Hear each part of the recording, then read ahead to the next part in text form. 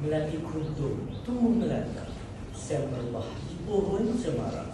Assalamualaikum, mulanya kata, saya sembah pembuka bicara. Assalamualaikum warahmatullahi wabarakatuh. Sekalung apresiasi buat peneraja acara yang dihormati, barisan panel hakim yang arif lagi bijaksana. Sekuntum senyuman dilontarkan kepada penjaga masa yang setia bersama loceng keramatnya.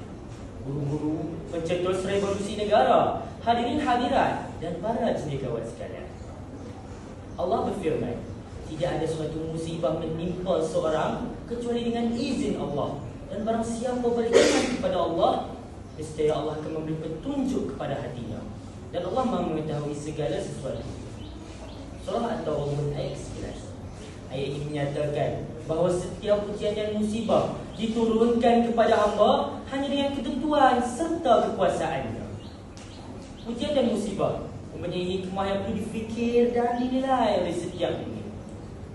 Justru segala bencana alam yang sering dilihat dan dipaparkan di dalam akhbar-akhbar dan media digital adalah ketetapan Allah yang memilih siapa, tempat dan waktu. Apa yang pasti, ia mempunyai sebab tersurat dan tersirat yang perlu difikirkan oleh kita sebagai khalifah. Jadi, berdirinya saya di hadapan pada pagi ini untuk menyampaikan sebuah syarahan bermauduk bencana alam membentuk nilai insaniah. Muslimin warga budiman, sebelum lidah menutur baik kata, sebelum bibir rancak berbicara, izinkan saya terlebih dahulu untuk mendefinisikan tajuk syarahan saya, iaitu bencana alam membentuk nilai insaniah. Menurut penyelidik barat, iaitu Coben, bencana alam adalah tragedi atau peristiwa alam yang tidak dijangka berlaku dan memberi kerosakan yang boleh menyebabkan kerugian fizikal, kewangan dan emosi yang besar kepada manusia. Sementara membentuk, menurut Kamus Bahasa Melayu, edisi keempat bermaksud perkara yang menjadikan sesuatu. Manakala nilai insan yang bermaksud suatu kualiti bersifat kemanusiaan. Jadi, bila digabungkan frasa-frasa tersebut menjadi satu wacana, iaitu bencana alam membentuk nilai insan yang boleh ditarifkan sebagai peristiwa alam yang tidak dijangka berlaku yang mendatangkan kesan buruk kepada manusia, dapat memberi nilai kemanusiaan. Hadirin yang dirahmati Allah, hari ini saya kongsikan 3 kata kunci utama bagi menguatkan hujah syarahan saya pada hari ini.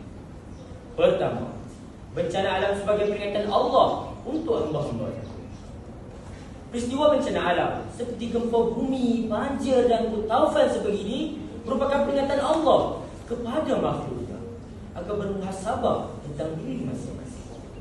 Dalam Al-Quran, Allah Subhanahu Wa Taala menceritakan banyak tamadun manusia dimusnahkan oleh Allah melalui bencana alam. Antaranya, kaum Nabi Nuh dimusnahkan dengan banjir, kaum Nabi Lut dimusnahkan dengan gempa bumi, dan kaum Ad dimusnahkan dengan ribu taufan 7 hari 7 malam. Jelaslah, bencana alam yang memusnahkan kaum-kaum tersebut merupakan peringatan Allah atas kekufuran dan kemungkaran mereka. Firman Allah di dalam surah Al-Ankabut ayat keempat, maksudnya, maka masing-masing kami binasakannya sebab dosanya, iaitu antaranya ada yang kami hantarkan angin ribut menghujaninya dengan batu, ada yang kami binasakan dengan letusan suara yang menggemparkan bumi, ada yang kami timbuskan dia di bumi, ada yang kami tenggelamkan dia di laut. Dan ingatlah, Allah tidak sesekali menganiaya. Akan tetapi mereka lah yang menganiaya diri mereka sendiri. Peringatan ayat Allah Subhanahu Wa Taala ditanam dan disemai dengan perkara nilai insaniah dalam diri masing-masing, bahawa akibat daripada kekufuran dan perbuatan maksiat yang dilakukan akan menjadi penyebab datangnya kemurkaan Allah. Justru sebagai umat Islam yang beriman, melaksanakan suruhannya dan meninggalkan larangannya supaya tidak ditimpa bala dari Allah. Muslimin yang dimuliakan, muslimat yang dimuliakan, hujah kedua berada di buah kata kunci. Bencana alam merupakan ujian dan kasih sayang Allah Subhanahu Wa Taala terhadap hamba-Nya. Sebagai umat Islam, kita perlu meyakini bahawa setiap bentuk bencana atau musibah merupakan ujian dan kasih sayang Allah terhadap hamba-Nya.